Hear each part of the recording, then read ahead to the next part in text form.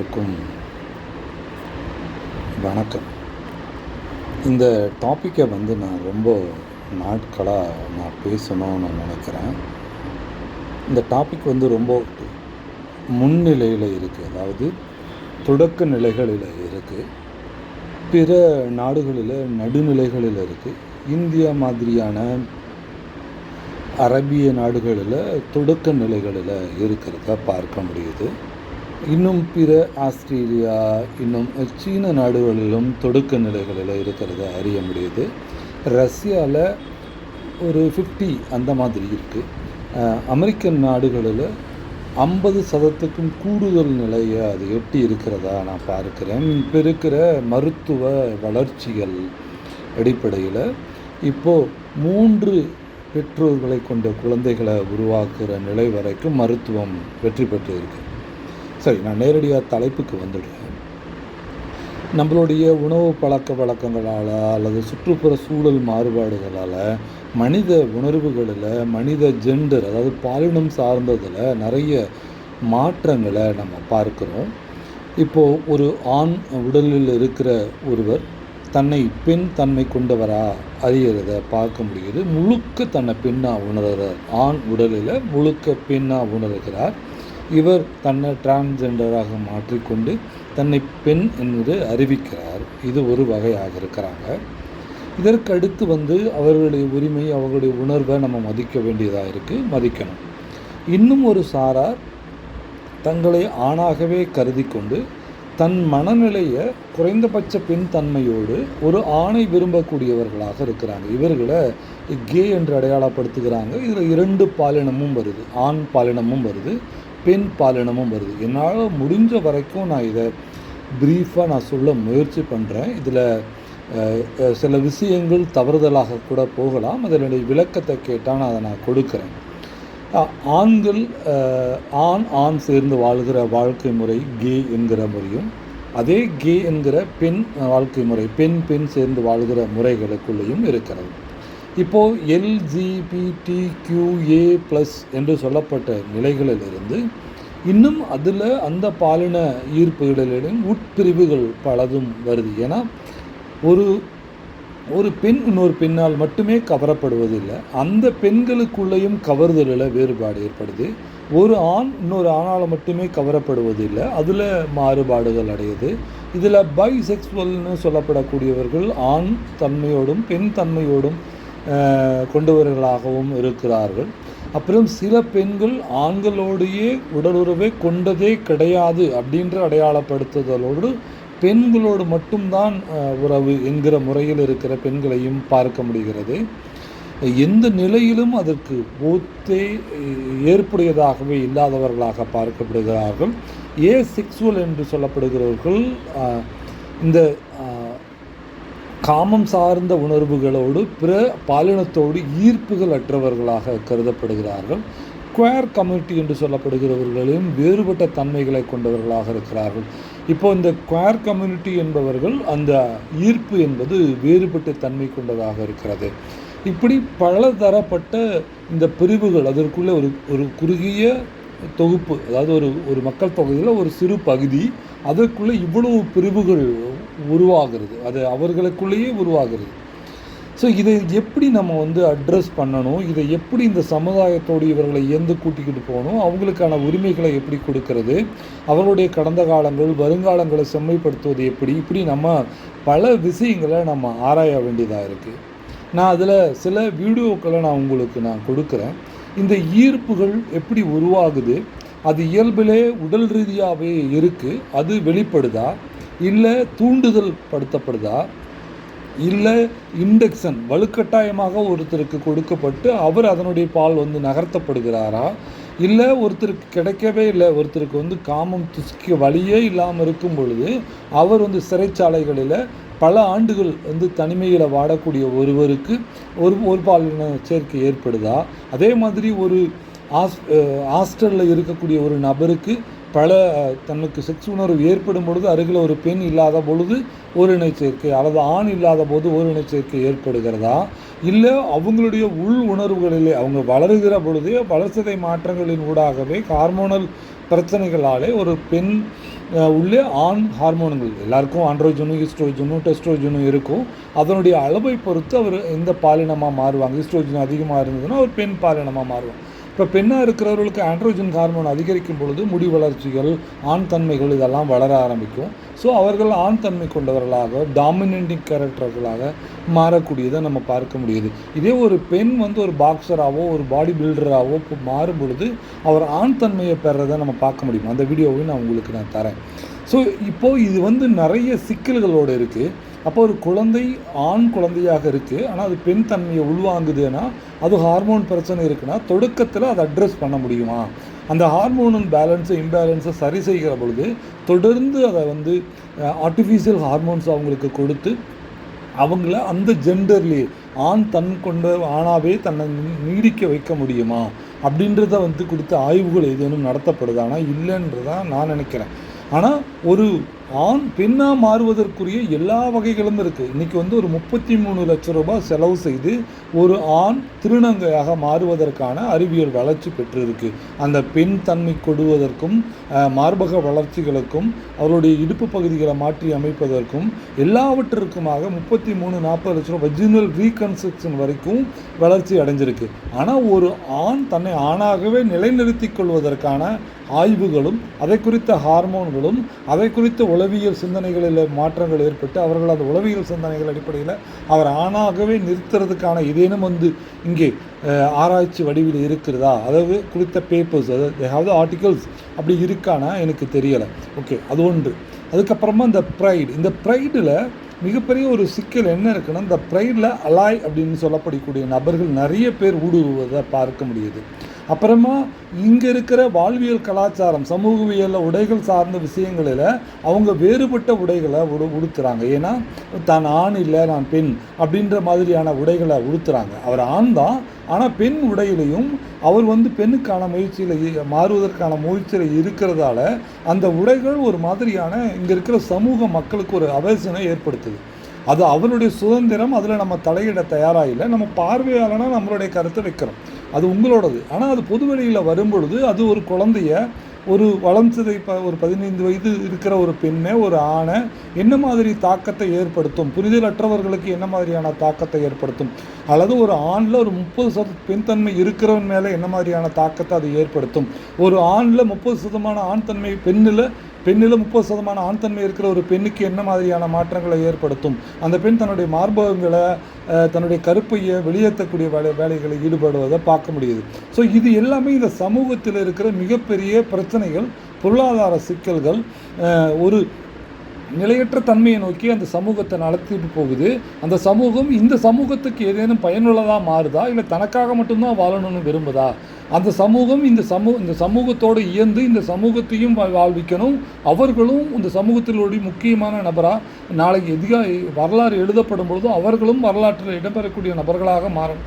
சேவை செய்யக்கூடியவர்களாகவோ சாதனை செய்யக்கூடியவர்களாகவோ ஒரு சமூகத்தினுடைய மீட்பவர்களாகவோ அவர்களும் வரணும். அவங்களுடைய இன்பத்திற்காக மட்டும் வாழ்ந்தவர்களாக போயிடக்கூடாதுங்கிறதோடையும் இது ரொம்ப கத்தி மேலே நடக்கக்கூடிய ஒரு விஷயம்தான். நான் யாரையும் குறை சொல்வது என்னுடைய நோக்கம் இல்லை. நாளைய நாள் நல்லதாக அமையணும், அவர்களுக்கும் அமையணும், இந்த சமூகத்திற்கும் அமையணும், வரும் வளர்ச்சி குழந்தைகளுக்கும் அமையணுங்கிறது என்னோடய நோக்கம். இதில் நிறைய ஆராய்ச்சிகள் தேவைப்படுது. நான் என்ன அளவுக்கு தெரிந்த நான் பார்த்தவைகளை உங்களுக்கு முன்னாடி வைக்கிறேன். ஒவ்வொன்றா நீங்கள் அதை கவனிங்க. அதில் உங்களுக்கு ஏதேனும் இடர்பாடுகளோ அல்லது கருத்துக்களில் முரண் இருந்தால் அதை சொல்லுங்கள், அதை நான் விளக்கிடுறேன், இல்லை அதை நான் திரும்ப பெறுகிறேன்.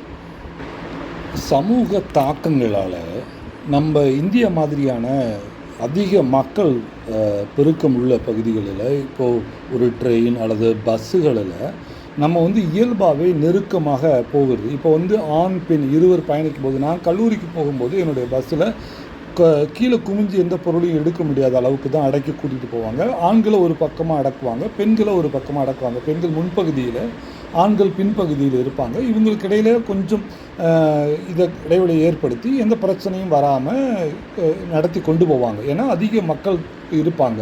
இப்போ நம்மளுடைய ட்ரெயின்களில், அதாவது நம்மளுடைய ரயில் பயணங்களில் இந்த மாதிரியான நெருக்கமான மெட்ரோக்களில் இல்லைன்னா மின்சார ரயில்களில் இந்த மாதிரியான பிரச்சனைகள் இருக்குது. இப்போ இந்த வீடியோவை பாருங்கள். 2 பெண்கள், இவர்கள் ஒரு 20 அந்த காலகட்டத்தில் தான் இருப்பாங்க. இப்போ இவர்களுக்குள்ளே இருக்கிற அந்த சிறிய ஒரு விஷயம் ஒரு ஸ்பார்க்காக மாறுவதை நீங்கள் கவனிக்க முடியும். நம்ம இந்த குழந்தைகள் மேலே எந்த தவறுமே இல்லை. இந்த சுற்றுப்புறமும் அவர்கள் உள்வாங்கின சில விஷயங்களுமே அதை வந்து ஒரு மாற்றி அமைக்குது. ஒரே பாலினம் தான், பட் அவங்களுக்குள்ள எந்த விதமான முன் தயாரிப்புகள் இருக்கிற மாதிரி தெரியலை, இல்லை பார்த்த உடனே ஸ்பார்க் வர மாதிரியும் தெரியலை.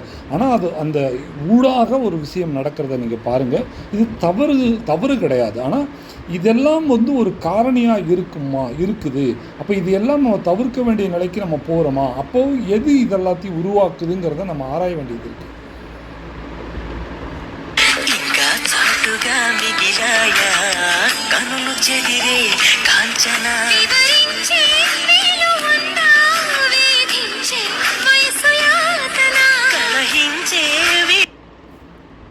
இப்போது இந்த வீடியோ ஒரு இயல்பாக ஒரு பயணத்தில் 2 பெண்கள், இளம் பெண்கள் சந்திச்சுக்கிறாங்க. இப்போ இவர்களுக்கு இதை குறித்தான வெளிப்படையான ஒரு பெண்ணும் மாதிரியான உணர்வுகளை குறித்தான ஒரு அறிவு ஏற்படுத்தியிருக்கு.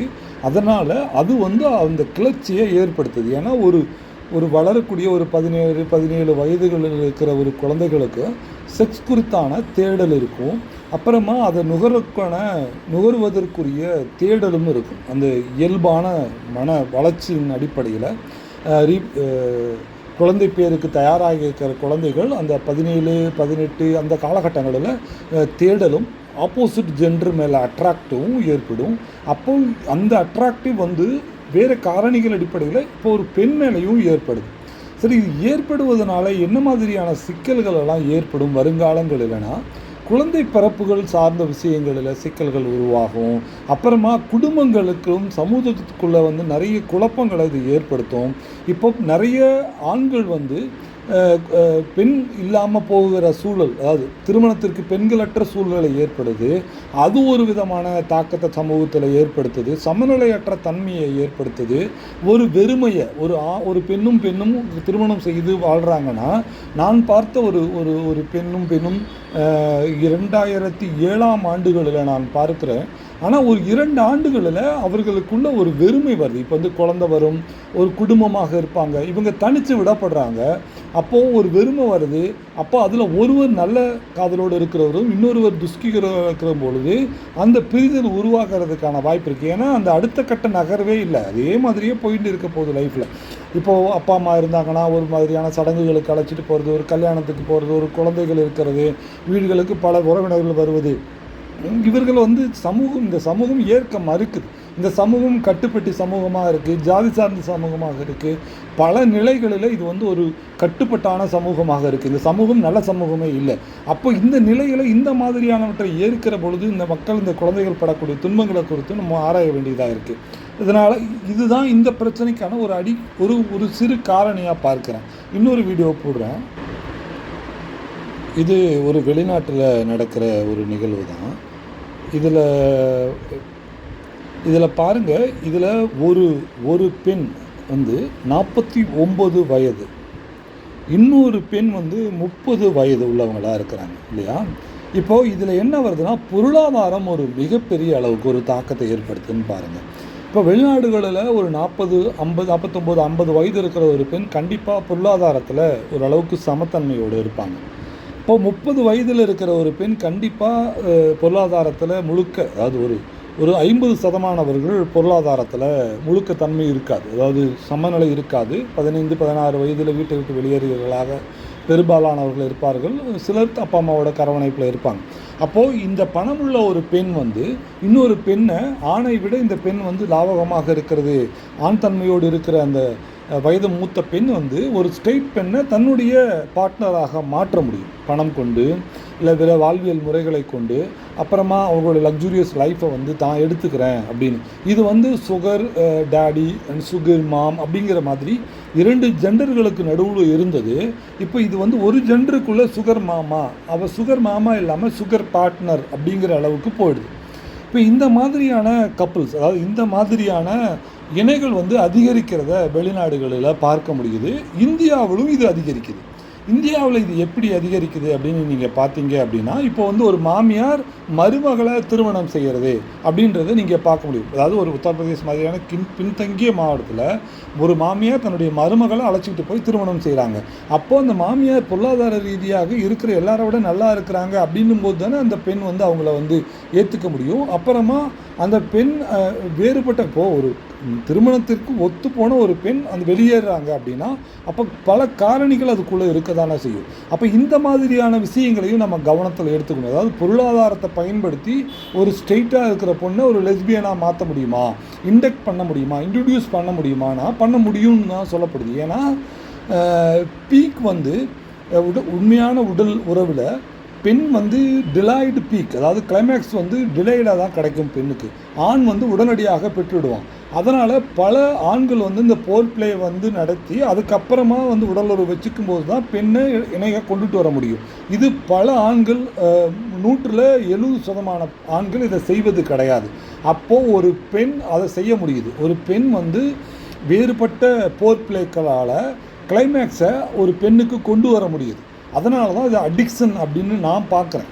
ஒரு ஆண் செய்கிறதும் ஒரு பெண் செய்வதும் ஒரு முறை அவர்கள் அதை அனுபவித்துட்டாங்கன்னா அது அடிக்டிவாக இருக்குது, அது அடிக்ஷனை க்ரியேட் பண்ணது அப்படிங்கிறது என்னோட படிப்பு மற்றும் த பிசியாலஜிக்கல் அண்ட் உறவு முறைகளில் இருக்கிற பிரச்சனைகள். இப்போ வந்து ஒரு பெண் வந்து பீக்கே அடையாமல் ஆண் அடங்கிடுறான் அப்படின்னா அந்த பெண்ணை இன்னொரு பெண் வந்து தூண்டுதல்களால் போர் பிளேக்களால் கண்டிப்பாக அந்த கிளைமேக்ஸ் வரத்து வரைக்கும் கொண்டு போகும். ஏன்னா இந்த பெண்ணுக்கும் கிளைமேக்ஸ் வர வரைக்கும் அந்த பெண்ணும் வந்து சோர்வு அடைய மாட்டாங்க. 2 பேருமே ஒரே நேரத்தில் கிளைமேக்ஸ் அடையக்கூடிய வாய்ப்பு இருக்கிறதால இந்த உறவு வந்து அதை விட கூடுதலான தன்மை கொண்டதாகவும் இன்பம் தரக்கூடியதாகவும் இருக்கும்.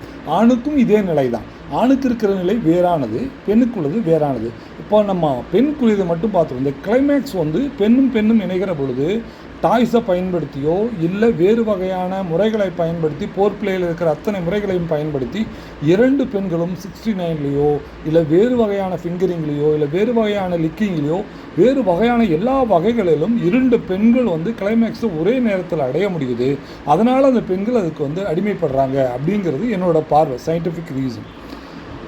ஓகே, இதுலேயும் பார்த்தீங்கன்னாக்க ஒரு பெண் 2 பெண்கள் இருக்கிறாங்க. இதில் 2 பெண்களில் ஒரு பெண் ஆண் தன்மை அதிகமாக உள்ளவராகவும் ஆண் மாதிரியான அமைப்போட நடவடிக்கைகளோடையும், ஒரு பெண் வந்து பெண்ணாக ஸ்ட்ரெயிட்டாக கூட இருக்கலாம். அவங்க லெஸ்பியனாக இருக்கணுன்ற அவசியம் கிடையாது. இவங்க அவங்கள லெஸ்பியனாக மாற்ற முடியும். ஸோ அப்போது இந்த இரண்டு பேரும் வந்து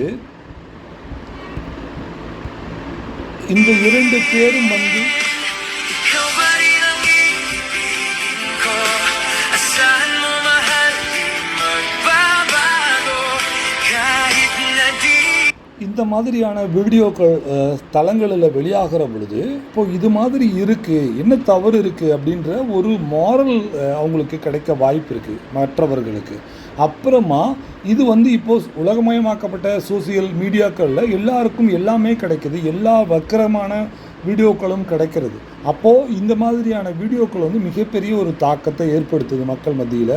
தனித்து இருக்கிற பெண்கள் மத்தியில் நிறைய வேலை பிரச்சனைகளால், வீட்டில் இருக்கிற பிரச்சனைகளால் பலரும் பல சிக்கல்களுக்கு உள்ளாகிற காலகட்டங்களில் இந்த மாதிரியான விஷயங்கள் சில தாக்கங்களை அவங்க கூட ஏற்படுத்துகிறதா நான் பார்க்குறேன். இப்போ இந்த மாதிரியான ஒரு இயல்பான ஒரு விஷயம், ஒரு மழை பெய்யுது, ஒரு காருக்குள்ளே இருக்கிற 2 பெண்கள், ஒரு இயல்பான ஒரு விஷயம் தான் அங்கே நடக்குது. பட் அது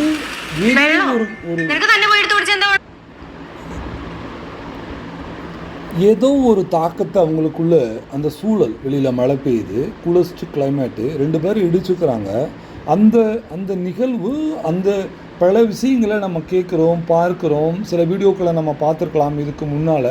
அப்போது அந்த தேவை இருக்குது. இது அர்ஜு அவங்களுக்கு வந்து பல நாட்களாக அவங்களுக்கு அந்த வாய்ப்பு கிடைக்கல, உடலுறவு சார்ந்த வாய்ப்புகள் கிடைக்கல. அப்படிங்கும் பொழுது இந்த இடத்துல அதை நம்ம வந்து எடுத்துக்க முடியுமா அப்படின்னு பார்க்க முடியுது. பல வீடியோக்களில் பெண்கள் வந்து பெண்களை தேர்ந்தெடுக்கிற மாதிரி இருக்குது. ஏன்னா அவங்க அதுக்கு வந்து பழக்கப்படுறாங்க. அது வந்து இயல்பானது தான் அப்படின்னு சொல்லப்படுது. அது வந்து உரிமையாக இருக்கிற பொழுது இந்த பை மற்றும் வந்து லெஸ்பியன்ஸில் வந்து நமக்கு முன்னால் ஒருத்தங்க பண்ணும் பொழுது ஏன் நம்ம பண்ணக்கூடாது அப்படிங்கிற மனநிலை உருவாகிறது அப்படின்றத நம்ம பார்க்க வேண்டியதாக இருக்குது. இது பெண்கள் சார்ந்து இருக்கிற விஷயங்கள். இப்போ இன்னொரு விஷயத்தை நான் இந்த வீடியோவையும் பாருங்கள். ஒரு வயது முதிர்ந்த பெண், ஒரு வயது இளம் பெண், அப்போது இந்த இணை எப்படி உருவாகுது அப்படின்னு நம்ம பார்க்க வேண்டியதாக இருக்குது. இது பொருளாதாரம் இருக்கா இதுக்குள்ளே? அந்த பொருளாதாரத்தினுடைய தன்மை கேட்க இவங்க அவங்களோட ஒரு இணையாக செயல்படுறதுக்காக போகிறாங்களா? அப்போது அந்த ஒரு ஆணோடு சேர்ந்து வாழறோம், ஒரு பெண்ணோடு சேர்ந்து வாழறோம், என்ன வித்தியாசம் இருக்கிறது அப்படிங்கிறதெல்லாம் பார்க்க வேண்டியதாக இருக்குது. தவறு ரைட்டெல்லாம் கிடையாது, இது சரி. அது அவங்கள பொறுத்த வரைக்கும் அது சரி. அவங்க வாழறாங்க, அவங்களுக்கு பிடிச்சிருக்கு. அது எல்லாத்த விட இப்போ ஏற்கனவே இருக்கிற நிலையை விட இது பெட்டராக இருக்குது அப்படிங்கிறத அவங்க தேர்வு செய்கிறாங்க. ஸோ அது அவங்கள பொறுத்த வரைக்கும் சரி. நம்ம அதில் ஈடுபடுத்தி எதுவும் இப்போது இந்த மாதிரி திருமணம், ஒரு லெஸ்பியன் திருமணம் செய்த பிறகு திரும்பவும் அவர்களுக்கு ஒரு குழந்தை அப்படிங்கிற ஒரு விஷயம் தேவைப்படுது. 2 பெண்கள் திருமணம் செய்திருக்கிறாங்க. இப்போ அவங்களுக்கு குழந்தைன்னு வரும்பொழுது ஒரு பெண் குழந்தைய டோனர் மூலமாக விந்தணுக்களை பெற்று குழந்தைய பெற்றுக்கிறாங்க. இப்போது மருத்துவத்துறைக்கு மிகப்பெரிய அளவுக்கு பணம் கிடைக்குது இல்லையா? அந்த எல்லாமே ஆர்டிஃபிஷியலாக நடக்கும். கருவுரை செய்து அது ஐஎம்எஃப்லையோ உள்ளே வைத்து அந்த பெண் கருவுற்று அந்த குழந்தையை பெற்றெடுக்க போகிறாங்க. இதில் 3 இந்த எம்பிரியோ, அப்புறமா ஒரு எக்கு, அப்புறமா ஒரு விந்தணு, 3 குழந்தைகள், அதாவது இவங்க 2 பேரோட மரபணுவும் அதில் இருக்கும், அந்த விந்து கொடுத்தவனோட மரபணுவும் இருக்கும் இந்த குழந்தைக்கு. அந்த அளவுக்கு சயின்ஸ் டெவலப் ஆகிருக்கு. இந்த 3 பேரண்ட்ஸோட டிஎன்ஏவோட இது இருக்கும், டீட்டெயில்ஸ் அந்த குழந்தைகிட்டே இருக்கும். ஸோ இப்படியான முறைகளுக்கு மாறுறாங்க. அப்படி இல்லை, இன்னொரு தரப்பு ஆண் ஒரு பெண்ணும் ஒரு பெண் இருக்காங்க. அவங்க திருநம்பின்னு தமிழில் சொல்லப்படக்கூடிய அளவுக்கு டிரான்ஸாக மாறிடுறாங்க. அவங்க இன்னொரு ஆணை திருமணம் செய்கிறாங்கன்னு வச்சுப்போம். ஆணை திருமணம் செய்கிறாங்க, இல்லை இதோ கர்ப்பப்பை இல்லாத ஒருத்தங்களை டிரான்ஸ்ஜெண்டரை கல்யாணம் பண்ணுறாங்கன்னா அவங்க விந்தணுக்களை வாங்கி அந்த டிரான்ஸ் மென்னாக மாறினவங்களோட கர்ப்பப்பையில் வச்சு இப்போ கேரளாவில் கூட ஒரு குழந்தை பிறந்தது. அவங்க மார்பகங்களை ரிமூவ் பண்ணிட்டாங்க, கர்ப்பப்பை மட்டும் ரிமூவ் பண்ணலை. கீழே உறுப்பு மாற்று சிகிச்சை செய்தாங்களா என்னன்னு எனக்கு தெரியலை. அவங்க உறுப்பு மாற்று, இப்போ பெண்களாக இருக்கிறவங்க ஆணாக மாறும் பொழுது கீழே உறுப்புகளை உருவாக்குறதுக்கான முறைகளை இப்போ அறிவியல் வளர்ச்சியடைஞ்சிக்கிட்டு இருக்குது. உறுப்புகளை வளர வைக்கிறதுக்கான முறைகள் இல்லை. ஸோ அவங்க குழந்தை பெற்கிறாங்க. அதாவது எப்படின்னா, ஒரு பெண்ணாக பிறந்துட்டு ஆணாக மாறினவங்க குழந்தைய சுமந்து குழந்தைய பெறாங்க. இது எல்லாமே சயின்ஸுக்கும் அறிவியலுக்கும் பணத்தை கொட்டி கொடுக்கக்கூடிய வேலைகளாக இருக்குது. இதுக்கப்புறமா இந்த ஒரு ஆண் பெண்ணாக மாறுவது, அதாவது திருநங்கையாக மாறுவது, அல்லது ஒரு பெண் திருநம்பியாக மாறுவது அப்படிங்கிறது பல லட்சம் ரூபாய் புழங்கக்கூடிய ஒரு மருத்துவ வியாபாரமாக இருக்குது. இப்போது ஒரு ஆண் பெண்ணாக மாறணும், அதாவது திருநங்கையாக மாறணும் அப்படின்னா அவங்க உறுப்பு மாற்று அறுவை சிகிச்சை, கீழே உறுப்பை ரிமூவ் பண்ணணும், அதுக்கப்புறமா ஹார்மோனல் தெரப்பி எடுத்துக்கணும், மார்பக வளர்ச்சிகளை குறித்து பண்ணணும், அதுக்கப்புறமா பெண் தன்மை வரக்கூடியான பப்ளியான உடல்வாகு வருவதற்கான ஹார்மோனல் இன்ஜெக்ஷன்ஸை பண்ணணும், பீரியாடிக் ஹார்மோனல் இன்ஜெக்ஷன்ஸை பண்ணி அவங்க ஆணாக மாறணும். இப்போ என்கிட்ட வேலை செய்த ஒருத்தன் இன்றைக்கி ஒரு பெண்ணாக உலாவுறான். அவனுக்கு அப்போல்லாம் மார்பகங்கள் கிடையாது. இப்போ அவனுக்கு ஒரு பெண்ணை விட பெரும் மார்பகங்கள் இருக்குது. கேட்டால் நான் ஹார்மோனல் சிகிச்சையில் இருக்கிறேன்னு சொல்லுறான். அவனுடைய இடுப்பும் ஒரு ஆண் இடுப்பு மாதிரி இல்லாமல் ஒரு பெண்ணுக்குரிய பெரும் இடுப்புகளாக மாறி இருக்குது. இது எல்லாமே இந்த ஹார்மோனுடைய தெரப்பினால தான் நிகழ்ந்திருக்கு. என் கண்ணு முன்னாடி இந்த மாற்றம் 10 ஆண்டுகளில் அவனுக்கு நிகழ்ந்திருக்கு. ஸோ அப்போது அவன் முழுக்க பெண்ணாகவே மாறி இருக்கிறான், பப்ளியாக இருக்கிறான், எல்லாமே இருக்கிறான். பட் அவன் கன்வெர்ட் ஆனவன் தான், அதாவது ஆணாக இருந்து பெண்ணாக மாறிக்கூடு. அப்போ இவ்வளோ டெக்னாலஜி டெவலப்மெண்ட்ஸில் அவங்கள மாற்ற முடியுது அப்படின்னா, அதே மாதிரி ஒரு பெண் ஆணாக மாறும்பொழுது மார்பகங்கள் அகற்றப்படுது, அப்புறமா கர்ப்பப்பை அகற்றப்படுது, அதுக்கப்புறமா முடி வளர்வதற்குரிய ஹார்மோன்கள் எல்லாம் தாடி மீசை வளர்வதற்குரிய ஹார்மோன்கள்லாம் ஆண்குரிய ஹார்மோன்கள்லாம் கொடுக்கப்பட்டு அவனுக்கு மீசை வளருது. அதாவது அவர்களுக்கு மீசை வளர்கிற மாதிரி செய்யப்படுறாங்க. அவங்க ஒரு ஆண் தன்மை ஆணாக வெளியிலேருந்து பார்க்குற பொழுது தன்னை ஆணாக அட்ரஸ் செய்யணும்னு அவங்க விரும்புகிறாங்க. அப்போ அதுக்குள்ளே எல்லா வகையான முறைகள் இது எல்லாமே அதிக பணம் கொண்ட செலவு முறைகளை கொண்ட மருத்துவத்துறைக்கு பணத்தை கொண்டு போய் கொட்டக்கூடிய மாதிரியான வைத்திய முறைகளை கொண்டதாக இருக்கிறது. அப்போ இது இந்த சமூகத்திற்கு நல்லதா அப்படின்னா இல்லை. இன்றைக்கும் அது சிக்கல் மிகுந்ததாகவும் திருநங்கைகளாலையும் திருநம்பிகளாலும் சமூக சூழலிகளோடு போக முடியல, வேலைவாய்ப்பு கிடைக்கல, நிறைய பிரச்சனைகளை அவங்கள சந்திக்கிறாங்க. அப்போ அதை எல்லாத்தையும் நம்ம எப்படி தவிர்க்கிறது? இது ஒன்று. இது திருநங்கைகள் சார்ந்துள்ள பிரச்சனை. இது தமிழ்நாட்டில் கூட நீங்கள் ஒரு ஆணை பெண்ணை நீங்கள் பார்த்துருக்க முடியும். அவங்க இந்த பாடி பில்டிங்கில் எல்லாம் இருக்கிறது. அவங்க பாடி பில்டிங்குள்ளே வந்ததுக்கு அப்புறமா அவங்களுடைய உருவ அமைப்பு மாற்றங்கள் ஏற்பட்டிருக்கு. இந்த மாதிரியான இப்போது பெண்களாக இருக்கிறவங்க உடல் வலு காட்டக்கூடிய மாதிரியான உடல் வலிமையை காட்டக்கூடிய வகையிலான பல போட்டிகளை நீங்கள் பார்க்க முடியும். பளு தூக்குதல் மாதிரி, மல்யுத்தம் மாதிரியான போட்டிகளை, இந்த மாதிரியான போட்டிகளில் இப்போ இந்த மாதிரி போட்டிகளில் ஈடுபடக்கூடிய இந்த பெண்களை நீங்கள் பாருங்கள். இவங்களுடைய உடல் அமைப்பும் மாறி இருக்குது. பெண் தன்மையிலிருந்து எந்த நாட்டு பெண்ணாக வேணாலும் நீங்கள் இருக்கட்டும் எடுத்துக்கோங்க. பெண்ணுக்கும் ஆணுக்கும் உள்ள வேறுபாடுகளில் பாருங்கள். இவங்களுடைய குரல் வலையையும் நீங்கள் பாருங்கள். இங்கே கூட தமிழ்நாட்டில் கூட ஒரு பெண் இருந்தாங்க. அவங்க குரல் வலை கூட ஆண் குரல் வலை மாதிரி மாறி இருக்கும். இது மாறும். நான் அதெல்லாம் சொல்ல வரலை. நான் என்ன சொல்கிறேன்னா, ஒரு செயல்பாடு அந்த உடலில் மாற்றத்தை ஏற்படுத்தும். அப்போது ஒரு செயல்பாடு நீங்கள் ஒரு பாடி பில்டிங் மஸ்குலானிட்டியை நீங்கள் கொண்டுட்டு வர ஒரு பெண்ணுக்கு ஆண் தன்மை வருது அப்படின்னா, ஒரு ஆணை நீங்கள் பெண்ணாக ட்ரீட் பண்ணி அவனை பெண்ணாகவே நடத்துனீங்க அப்படின்னா அவன் பெண் தன்மையை பெறுவான். அப்படிங்கிறதுக்கு சில சிறைவாசிகள் உள்ளுக்குள்ளே முறை தவறி பயன்படுத்தப்பட்ட பின்னாடி வெளியில் வந்த பின்னாடி அவர்கள் பெண் தன்மையை பெற்று திருநங்கைகளாக மாறினதாக வரலாறு இருக்குது. அதே மாதிரி ஒரு பாய்ஸ் ஹாஸ்டலில் இருந்த பிள்ளைகள் வெளியில் தன்னை பாட்டமாக ஐடென்டிஃபை, அதாவது பாட்டம்னா கேல பெண் ப்ளே ரோலை ப்ளே பண்ணக்கூடியதை பார்க்க முடியுது. இது நான் என்னுடைய வாழ்வேளை சந்தித்தவர்களை வைத்து நான் சொல்கிறேன். நான் சந்தித்த நபர்களை வைத்து சொல்கிறேன். இவங்க பேசுகிறதையும் நடக்கிறதையும் பாருங்கள். Show you how to order food for your macros. Burrito bowl, please.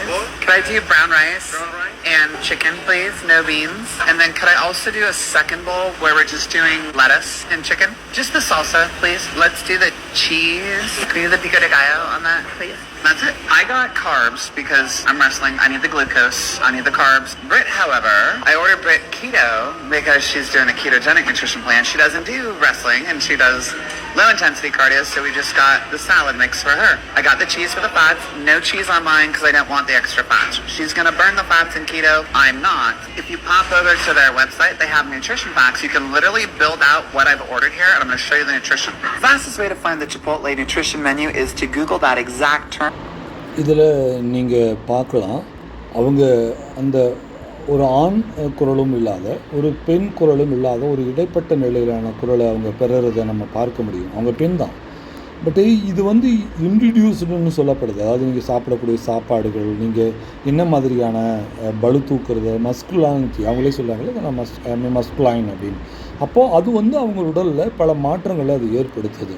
அப்போது அந்த ஆண் தன்மை பெண் தன்மை அப்படிங்கிறதுக்கு வேறு ஏன்னா பெண் ஒரு குழந்தை பிறப்புக்காக இருக்கிறாங்கன்னா அவங்களுடைய பெல்விக் போன் விரிவடையக்கூடிய தன்மையோடு இருக்கும். ஆனால் அதே ஒரு ஆணோட பெல்விக் விரிய தன்மையோடு இருக்காது. அப்போ இது ஆண் தன்மைக்கும் பெண் தன்மைக்கும் உள்ள வேறுபாடு. இது இழிவு கிடையாது, அல்லது பெண் இப்படி தான் இருக்கணும்னு நியமம் கிடையாது. ஒரு குழந்தை பிறப்புக்கு ஒரு பெண் தயாராகணும்னா அதனுடைய பெல்விக் போன் விலகக்கூடிய தன்மையோடு இருக்கணும். அதுக்கு தான் அந்த உங்களோட கிப் சைஸ் அதிக பேட்டோட விரியத்தன்மை கொண்டதாக இருக்குது. படைப்பே அப்படி தான் இருக்குது. நம்ம அவங்க குழந்தை பிறக்கிறதுக்கு மட்டும்தான் இருக்கிறாங்கன்னு வேணால் கிளம்பி வந்துடாதீங்க. அப்படி கிடையாது. அவங்க இந்த இதில் ஒரு குழந்தைகளை கொடுக்கறதுக்கான ஒரு கிரியேச்சர். ஆண் என்பவர் குழந்தையை உருவாக்குறதுக்கான ஒரு கிரியேச்சர். 2 பேரும் சேர்ந்து தான் ஒரு குழந்தையை வளர்க்கணும். 2 பேருக்கு ஈக்குவல் ரெஸ்பான்சிபிலிட்டி இருக்குது. பெண் அதை செயல்படுத்தக்கூடிய ஒரு என்ன சொல்கிறோம், அதிகாரத்தை, உரிமையை, என்ன சொல்கிறது, அது ஒரு தனித்தன்மையாக அவங்க பெற்று இருக்கிறாங்க. அவ்வளவுதான். அப்படி தான் நம்ம அதை பார்க்க வேண்டியதாக இருக்குது. ஸோ அதனால் இப்போ ஒரு ஆணை நீங்கள் பெண்ணாக மாற்றுறதால அந்த பெண்ணுக்குரிய குணம் அல்லது மனம் அவங்களுக்குள்ளே இருக்கலாம். பட் அவங்க இந்த சமூகத்தினுடைய அவங்களுடைய விதைகளை விட்டுட்டு போக முடியுமா, அவங்களுடைய எச்சங்களை போட்டுட்டு போக முடியுமா அப்படின்னா முடியாது. பட் ஆனால் அவங்க ஆணாவே ரீட்டைன் ஆனாங்கன்னா அவங்களோட ஜெனட்டிக்கில் அவங்களோட ஒரு வம்சத்தை இங்கே விட்டுட்டு போக முடியும். ஏன்னா அவங்க ஒரு ஆண், அவங்களுக்கு கண்டிப்பாக விந்தணுக்கள் உற்பத்தி ஆகிறதுக்கு வாய்ப்பு இருக்குது. ஸோ அவங்களுடைய ஜெனட்டிக்கை இங்கே விட்டுட்டு போக முடியும். அதுக்கான அறிவியல் ஆராய்ச்சிகளை நம்ம செய்யணும். அதே மாதிரி 2 பெண்கள் இருக்கிறாங்க அப்படின்னா 2 பெண்கள் மட்டுமே நின்னாங்கனாக்க அவங்க ஒரு தனக்கு பிறகாக தான் வயோதிகத்தை அடைந்த பிறகாக யாரேனும் தான் என்னுடைய குழந்தைகள் இவர்கள்னு சொல்லிக்கிற நிலைகளையேனும் விட்டுட்டு போகிறதுக்கு ஒரு உறவு முறை தேவைப்படுதா இல்லையா? அவங்க பார்த்துக்கவே வேண்டியதில்லை, இது என்னோட குழந்தை அப்படின்னு சொல்லக்கூடிய மனோநிலையில தான் இன்றைக்கி இந்திய சமூகங்களில் பெரும்பான்மையானவர்கள் இருக்கிறார்கள். அதை நம்ம விட்டுவிட முடியாது இல்லையா? ஸோ இது எல்லாத்தையும் நம்ம வச்சு இவங்களையும் நம்ம அரவணைச்சி நம்ம கொண்டுட்டு போகணும் அப்படிங்கிறது என்னோட பார்வை. இதில் நிறைய சிக்கல்கள் இருக்குது. இங்கே இருக்கிற மெடிக்கல் மாஃபியாக்களோட பணம் இப்போ ஒரு திருநங்கை ஒரு வேலையை இப்போ 10,000 ரூபாய்க்கு நான் ஒரு வேலையை கொடுத்தாங்கன்னா அவங்க வேலைக்கு வர தயாராக இல்லை. ஏன்னா அவங்களுக்கு 10 லட்சம் ரூபாய் தேவைப்படுது தன்னை மாற்றி அமைச்சிக்கிறதுக்காக. அப்போது அவங்கள எப்படி நான் கொடுக்க முடியும்? அதே மாதிரி ஒருத்தங்க வெஜினல் ரீகான்ஸ்ட்ரக்ஷன்லேருந்து பிரெஸ்ட் என்லார்ஜ்மெண்ட்லேருந்து ஃபேஷியல் லிப்ஸ் என்லார்ஜ்மெண்ட்லேருந்து கழுத்தில் இருக்கிற நீங்கள் பார்த்துருப்பீங்க சிங்கம்னு இன்னும் கழுத்தில் எனக்கு இருக்கிற அந்த மாதிரியான ஒரு கழுத்து ஒரு அமைப்பை யாரோ ஒருத்தர் ஆணுக்குரியதுன்னு சொன்னாங்கன்னு அதுக்கு ஆப்ரேட் பண்ணி அதை எடுக்கிறாங்க. அவங்கள்ட்ட பணம் இருக்குது, வெளிநாடுகளில் இருக்கிறாங்க, அதை ரிமூவ் பண்ணுறாங்க. அப்போ அதுக்கு ஒரு பணம் தேவைப்படுது இல்லையா? தன்னை முழுக்க பெண்ணாக மாற்றிக்கொள். ஆக தொடர்ந்து சர்ஜரிகள் தீர்வுகள் ஆகுமான என்னை பொறுத்த வரைக்கும் எந்த ஒரு சர்ஜரி, அதாவது ஆப்ரேஷன்ஸ்னு சொல்லப்படக்கூடிய அறுவை சிகிச்சைகள் தீர்வுகள் அல்ல. அறுவை சிகிச்சைகள் என்பவை தேவையான அல்லது முக்கியமான அவசியமான ஒரு உயிரை காப்பாற்றுவதற்காக மட்டும்தான் அறுவை சிகிச்சைகளை கையாள வேண்டும்.